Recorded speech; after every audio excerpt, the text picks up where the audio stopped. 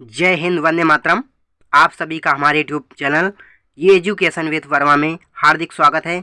आज हम हिंदी टॉपिक बहुत ही इम्पॉर्टेंट वर्णमाला लेकर चल रहे हैं। अगर आप भी UP TET, C TET, super TET, MP TET या किसी भी टीचिंग एग्जाम की तैयारी कर रहे हैं तो आपके लिए ये वीडियो बहुत ही इम्पॉर्टेंट होने वाला है। आज हम वर्णमाला संपूर्ण टॉपिक ख़त्म करेंगे एक ही वीडियो में, तो वीडियो को पूरा देखिएगा। वीडियो को अगर आपने स्किप किया तो हो सकता है आपका कोई इंपॉर्टेंट टॉपिक छूट जाए। बाद में मत कहना कि सर मेरा एक टॉपिक था जो छूट गया, मेरे 1-2 नंबर कम हो गए। चलिए देखते हैं वर्णमाला। वर्णों के समूह को वर्णमाला कहते हैं। अब देखते हैं वर्णमाला में कौन कौन होते हैं। स्वर और व्यंजन होते हैं, सभी लोग जानते होंगे। अब देखते हैं वर्ण क्या होते हैं। भाषा की सबसे छोटी इकाई ध्वनि होती है, इसी ध्वनि को वर्ण कहा जाता है। यानी भाषा की सबसे छोटी इकाई क्या होती है? ध्वनि होती है, और इसी ध्वनि को वर्ण कहा जाता है। अब देखते हैं स्वर क्या होते हैं। जिन वर्णों को स्वतंत्र रूप से बोला जाता है उन्हें स्वर कहते हैं। अब देखते हैं स्वर कितने होते हैं। स्वर देखो 11 होते हैं हिंदी में। देखो हिंदी में हमने फिगर में दिखाया हुआ है 11 स्वर कौन कौन है। छोटा, बड़ा, छोटी, बड़ी, छोटऊ, बड़ऊ, ऋषि, ए, आय, ओ और आओ। आगे देखते हैं उच्चारण के आधार पर स्वर कितने होते हैं।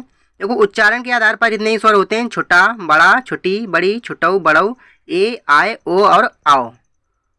बहुत ही इंपॉर्टेंट है, वीडियो को पूरा देखिएगा और इम्पॉर्टेंट टॉपिक नोट करते चलिएगा। पेन कॉपी जरूर ले लीजिएगा। आगे देखते हैं अग्र स्वर क्या होते हैं। जिन स्वरों के उच्चारण में जिह्वा का अग्रभाग ऊपर उठता है तो अग्र स्वर कहलाते हैं। आपसे ये पूछा नहीं जाएगा कि इसकी परिभाषा क्या होती है। आपसे ये पूछा जाएगा कि अग्र स्वर में कौन कौन होते हैं, तो इसमें जैसे में क्या हो जाएगा हमारा छोटी, बड़ी, ए और आय। ये इम्पॉर्टेंट है। आगे देखते हैं मध्य स्वर क्या होते हैं। मध्य स्वर जिन स्वरों के उच्चारण में जिह्वा समान अवस्था में रहती है मध्य स्वर कहलाते हैं। अब जैसे इसमें क्या हो जाएगा छोटा, इसमें भी आपसे परिभाषा नहीं पूछेगा, इसमें आपसे पूछा जाएगा निम्न में कौन सा मध्य स्वर है, तो आपको बताना होगा। तो छोटा आ हमारा क्या हो जाएगा मध्य स्वर हो जाएगा। अब आगे देखते हैं पश्च स्वर क्या होते हैं। पश्च स्वर जिन स्वरों के उच्चारण में जिह्वा का पश्च भाग ऊपर उठता है पश्च स्वर कहलाते हैं। अब इसमें भी शायद परिभाषा ना पूछे, लेकिन इससे मैं आपसे पूछे क्या होगा, इसमें पूछेगा आपसे कि निम्न में कौन सा पश्च स्वर है। कोई एक क्या हो जाए, एक कोई वर्ण दे देगा आपसे और पूछेगा, तो आपसे पूछेगा कि इसमें पश्च स्वर कौन सा है, तो आपको बता देना है। इसमें कौन कौन हो जाएंगे पश्च स्वर। बड़ा आ, छोटा ऊ, बड़ा ऊ, ओ और आओ, ये क्या हो जाएंगे हमारे पश्च स्वर। अब देखते हैं लघु कंठ स्वर क्या होते हैं। इंपॉर्टेंट है, पूछा जा सकता है कि लघु कंठ स्वर कौन है, या बताइए निम्न में कौन कंठ स्वर है, तो उसमें हो जाएगा हमारा छोटा और बड़ा आ। अब ये भी पूछा सकता है लघु ताल स्वर क्या है, या निम्न में बताइए कौन हमारा लघु ताल स्वर है, तो छोटी ई और बड़ी ई हो जाएंगे। वीडियो बहुत ही इंपॉर्टेंट होने वाला है, वीडियो को पूरा देखिएगा। अगर आप हमारे चैनल पर नए हैं तो चैनल को ज़रूर सब्सक्राइब कीजिए, क्योंकि हम केवल टीचिंग एग्जाम की तैयारी कराते हैं। लघु ओष्ठ स्वर क्या हो जाएंगे हमारे, छोटा ऊ और बड़ा ऊ हो जाएंगे। लघु मूर्धन्य स्वर क्या हो जाएंगे हमारे, ऋषि हो जाएंगे। अब आगे देखते हैं कंठ तालव्य स्वर क्या हो जाएंगे, ए और आय। आपसे इसमें पूछा जाएगा कि कंठ तालव्य स्वर निम्न में कौन सा है। इसी तरह सभी क्वेश्चन पूछे जाएंगे। समझ में आई बात। आगे देखते हैं कंठोष्ठ क्या होते हैं। कंठोष्ठ ओ और औ ये हमारे क्या होते हैं, कंठ और ओष्ठ के द्वारा क्या बोले जाते हैं। अब देखते हैं अनुनासिक स्वर कौन से होते हैं। देखो जैसे छोटा के ऊपर एक चंद्र बिंदु लगा होता है, इसको क्या बोलेंगे, अनुनासिक स्वर। अब आगत स्वर किसे बोलेंगे। आगत स्वर जैसे छोटा आ के ऊपर चंद्रमा केवल लगा हुआ है, बिंदु नहीं लगाएंगे, चंद्रमा केवल। अब मुक्ता चिन्ह क्या होता है, देखो देखते हैं। जैसे छोटा के नीचे बिंदी रखी हुई है, इसको बोलते हैं मुक्ता चिन्ह। इंपॉर्टेंट है, पूछा जाएगा, तो आप जरूर नोट कर लीजिए अपने नोट्स में। आगे देखते हैं अयोगवा क्या होता। अयोगवा देखो छोटा के ऊपर चंद्र बिंदु लगा हुआ है, इसके बाद अंक और आहा भी क्या हो जाएंगे हमारे, अयोगवा हो जाएंगे। अब आपसे ये पूछेगा कि लेखन के आधार पर स्वर कितने होते हैं, तो आपको बता देना लेखन के आधार पर स्वर कितने हो जाएंगे। देखो, छोटा आ, बड़ा आ, छोटी ई, बड़ी ई, छोटा ऊ, बड़ा ऊ, ऋषि, ए, आय, ओ, आओ, अंक और आहा। तो कितने हो गए? 1 2 3 4 5 6 7 8 9 10 11 12 और 13। तो लेखन के आधार पर कितने स्वर हो जाएंगे? 13 स्वर हो जाएंगे। आगे देखते हैं स्वर के प्रकार कौन कौन होते हैं। एक होता है हमारा ह्रस्व स्वर, इसको मूल स्वर भी बोल देते हैं। आपसे पूछा जा सकता है कि बताइए निम्न में ह्रस्व स्वर कौन सा है या मूल स्वर कौन सा है। देखो, इसमें एक ही पूछेगा, या तो ह्रस्व स्वर देगा या फिर मूल स्वर देगा। तो आपको बता देना निम्न में कौन सा हो सकता है। छोटा आ, छोटी ई, ऊ और ऋषि क्या हो जाएंगे? हमारा ह्रस्व स्वर हो जाएंगे। अब देखते हैं दीर्घ स्वर कौन से होते हैं। देखो, दीर्घ स्वर होता है हमारा छोटा आ और छोटा आ को मिलाने से क्या बनता है? बड़ा आ, यानी बड़ा आ क्या हो जाएगा? हमारा दीर्घ स्वर हो जाएगा। ऐसे छोटी ई प्लस बड़ी ई तो क्या हो जाएगा? हमारा बड़ी ई हो जाएगा। जैसे छोटा ऊ प्लस छोटा ऊ क्या हो जाएगा? बड़ा ऊ हो जाएगा। ये हमारे क्या हो जाएंगे? दीर्घ स्वर हो जाएंगे। आपसे एक पूछ लेगा कि बताइए निम्न में कौन सा दीर्घ स्वर है। आपको एक ऑप्शन कोई दे देगा सही, तो आपको उसी को टिक कर देना है। आगे देखते हैं संयुक्त स्वर क्या होते हैं। संयुक्त स्वर छोटा आ अपर प्लस छोटी ई मिलके क्या बनता है? ए बनता है। और छोटा आ प्लस ए मिलके क्या बनता है? आई बनता है। छोटा आ प्लस छोटा ऊ मिलके क्या बनता है? ओ बनता है। और छोटा आ प्लस ओ मिलके क्या बनता है? आओ। अब देखो, इनको मिलाकर हम बोल कर देख रहे हैं। आ और ई को मिला के बोल लेंगे आए, तो क्या बन जाएगा? आए हो जाएगा। अब आ और ए को मिला के बोलेंगे तो क्या हो जाएगा? आए। इस तरह से हम देख सकते हैं। और छोटा आ और ऊ को मिलाकर बोल रहे हैं तो क्या हो जाएगा? ओ। तो इसका मतलब क्या हो जाएगा? ओ हो जाएगा। अब छोटा आ और ओ को मिलाएंगे तो क्या हो जाएगा? आओ। तो आओ इसे निकल रहा है। इस तरह से आप नोट कर सकते हैं। इस तरह से आप ट्रिक्स के द्वारा इनको याद कर सकते हैं। अब देखते हैं प्लुत स्वर क्या होता है। जो इस तरह से शब्द बना होता है उसको क्या बोलते हैं? प्लुत स्वर। अब देख लीजिए, हमने दिखाया हुआ है। आगे देखते हैं व्यंजन क्या होते हैं। व्यंजन जो वर्ण स्वरों की सहायता से बोले जाते हैं उन्हें व्यंजन कहते हैं। अब इनकी संख्या कितनी होती है? 33 होती है। अब देखते हैं स्पर्शी या वर्गीय व्यंजन कौन से होते हैं। देखो, स्पर्शी या वर्गीय व्यंजन कितने होते हैं? ये 25 होते हैं हमारे। अब देखो, का वर्ग होता है एक, इसमें कौन कौन से शब्द हो जाएंगे, कौन कौन से अक्षर हो जाएंगे हमारे? एक का, फिर खा, गा, घा और अंगा, ये हो जाएगा हमारा का वर्ग के अंतर्गत। अब देखते हैं चा वर्ग के अंतर्गत कौन कौन आ जाएंगे। चा वर्ग के अंतर्गत आ जाएंगे हमारे चा, छा, जा, झा और इया, ये हो जाएंगे हमारे चा वर्ग में। अब पूछेगा टा वर्ग, तो टा वर्ग में क्या हो जाएंगे? टा, ठा, डा, ढा और आड़ा। अभी हम बताएंगे किस तरह से क्वेश्चन में आपसे पूछेगा। अब देखते हैं ता वर्ग में ता, था, दा, धा और ना। आगे देखते हैं पा वर्ग क्या होता है? पा, फा, बा, भा और माँ, यानी पा से माँ तक। अब देखो, इसमें पूछेगा क्वेश्चन किस तरह से पूछेगा वो हम आपको बताते हैं। इसमें आपसे पूछेगा कोई एक का, खा, गा, गा, अंगा में कोई एक वर्ण दे देगा और आपसे पूछेगा कि बताइए किस वर्ग का है, तो आपको बता देना कि का वर्ग का है। इसी तरह इसमें चा वर्ग में पूछ लेगा। मान लीजिए छा दे दिया गया, आपसे पूछा गया ये किस वर्ग का है, तो आप क्या बताएंगे? आपसे पूछ लिया गया चा वर्ग, टा वर्ग, पा वर्ग, पा वर्ग और ता वर्ग, इस तरह से कोई ऑप्शन दे देगा तो आपको बता देना है कि छा क्या है? हमारा चा वर्ग का है। इसी तरह से इसमें क्वेश्चन पूछेगा। अब देखते हैं अनुनासिक क्या होता है। देखो, वर्गीय व्यंजनों का 5वां अक्षर जो होता है हमारा अनुनासिक कहलाता है। वेरी मोस्ट इंपॉर्टेंट है, वीडियो को बिल्कुल पूरा देखिएगा क्योंकि हम बहुत ही इंपॉर्टेंट वीडियो लेकर आए हैं आपके लिए। अंगा, इया, अड़ा, ना और माँ, ये क्या हो जाएंगे? हमारे अनुनासिक। अब देखते हैं अंतस्थ या उदासीन, इसको भी बोलते हैं। या अंतस्थ दे देगा या फिर उदासीन दे देगा। आप नोट कर लीजिए, पूरा वीडियो बिल्कुल महत्वपूर्ण होने वाला है। या, रा, ला और वा, ये क्या हो जाएंगे? हमारे अंतस्थ व्यंजन हो जाएंगे। अब देखेंगे ऊष्म व्यंजन या फिर संघर्षी, तो कौन कौन हो जाएंगे?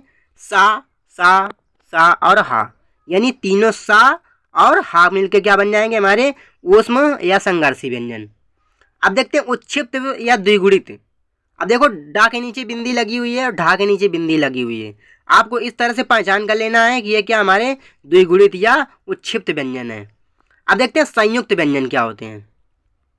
यानी आधा का और खा से खटकोण मिलकर क्या बनता है, छा से छतरी बनता है। अब आगे देखते हैं, आधा ता और रा मिलकर क्या बनता है, त्रा बनता है। आधा जा और इया मिलके क्या बनता है, ज्ञा बनता है। अब आधा सा और सा सलजम और रा मिलके क्या बनता है, स्रा बनता है। आपसे पूछ लेगा कि बताइए त्रा किस तरह से बनता है, ऑप्शन में दे देगा, बहुत तरह से दे देगा। तो आपको ये याद रखना है कि लिखा किस तरह से जाता है। आधा का मिला के और खा खटकोण मिला के छाछत्री बनता है।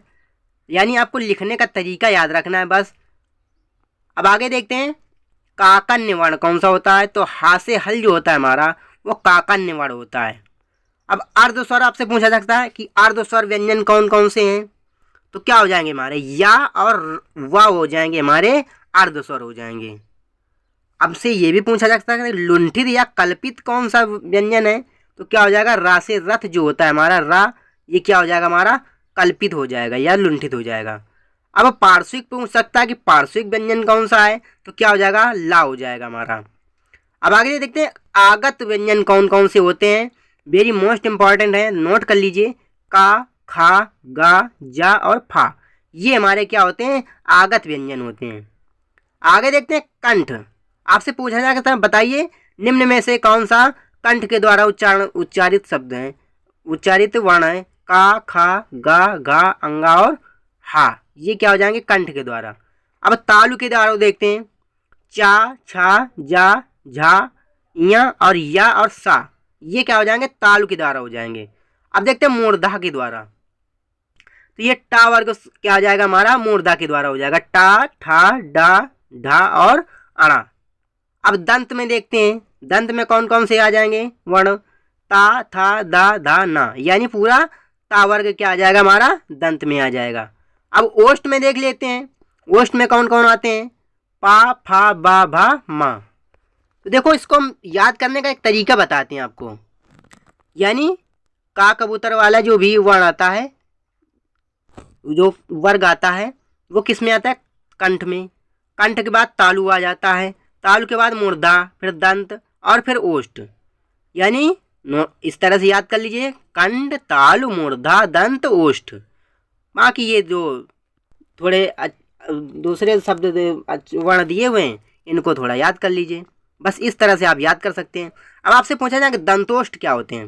दंतोष्ठ में क्या कौन से वर्ण आ जाएंगे हमारे, वा और फा, ये क्या हमारे हो जाएंगे दंतोष्ठ। अब देखते हैं व्यंजनों के स्थान के आधार पर वर्ण कौन कौन से होते हैं, यानी सघोष और अघोष। अब देखते हैं सघोष क्या होता है हमारा। देखो इसी को घोष भी बोला जाता है, सघोष को। देखो वर्गीय व्यंजनों का तीसरा, चौथा और पांचवा क्या होता है वर्ण, क्या होते हैं हमारे, ये सघोष कहलाते हैं। यानी गा, घा और अंगा, ये क्या हो जाएंगे सघोष हो जाएंगे। यानी जैसे चा वर्ग में देखते हैं जा, झा और इया, उसी तरह टा वर्ग में देखते हैं डा, ढा और अणा, इसी तरह ता वर्ग में देखते हैं दा, धा और ना, इसी तरह पा वर्ग में हो जाएंगे बा, भा और मा। और साथ में कौन से आते हैं, अंत्यस्थ व्यंजन आते हैं। अंत्यस्थ व्यंजन में कौन कौन हो जाएंगे, या, रा, ला और वा, ये हमारे किस में आते हैं, सघोष में आते हैं। तो बस आपको याद रखना है कि 3, 4, 5 ये ट्रिक है, 3, 4, 5 यानी वर्गीय व्यंजनों का 3, 4, 5 और अंत्यस्थ व्यंजन ये आ जाएंगे हमारे सघोष में। अब देखते हैं अघोष क्या होते हैं। यानी वर्गीय व्यंजनों का पहला और दूसरा, यानी दूसरा, पहला और दूसरा में कौन कौन हो जाएंगे हमारे, देखो का और खा हो गया, चा और छा हो गया, और टा और ठा हो गया, ता और था हो गया, पा और फा हो गया। और साथ में कौन से आ जाते हैं हमारे, ऊष्म वर्ण आ जाते हैं। अब ऊष्म में कौन से हो जाएंगे हमारे, तीनों सा आ जाएंगे, सा, सा, सा और सा, क्या हो जाएंगे हमारे ऊष्म वर्ण हो जाएंगे। देखो फिगर में भी हमने दिखाया हुआ है, देख लीजिए, आगे इस तरफ अघोष, इस तरफ सघोष। तो बस आपको याद कर लेना है। आगे देखते हैं वीडियो। उच्चारण के आधार पर व्यंजन। अब देखो उच्चारण के आधार पर अब देखते हैं, तो उच्चारण के आधार पर क्या होते हैं, अल्प प्राण और महाप्राण। अब देखते हैं अल्प प्राण कौन कौन होते हैं। तो आपको कैसे का तो आता होगा। देखो अब इसमें हम ट्रिक बताते हैं। इसमें होता क्या है, पहला तीसरा और पांचवा यानी वर्गीय व्यंजनों का पहला तीसरा और पांचवा क्या होता है, वर्ण अल्प प्राण में आता है। देखो का से कबूतर कैसे लिखा जाता है, के से लिखा जाता है। उसी तरह गा किससे लिखा जाता है, केवल जी से लिखा जाता है। यानी जिनको केवल सिंगल या केवल एक शब्द के द्वारा, एक वर्ण के द्वारा लिखा जाता है। यानी का हो गया के से, जी हो गया गा से, और यन हो गया अंगा से। अगर बात करें खा की, तो खा क्या होता है, की एच से होता है, दो से होता है, दो वर्ण आते हैं इसमें। इसी तरह घा दो वर्ण में आता है। तो आप ये जान लीजिए कि इसमें एक एक अंग्रेजी के हिसाब से देखें, अगर एक एक इसमें वर्ण के हिसाब से देखें तो क्या हो जाएंगे हमारे, का और खा और अंगा हो जाएंगे। उसी तरह चा जा और इया हो जाएंगे, टा डा और अड़ा हो जाएंगे, ता दा और ना हो जाएंगे। उसी तरह देखते हैं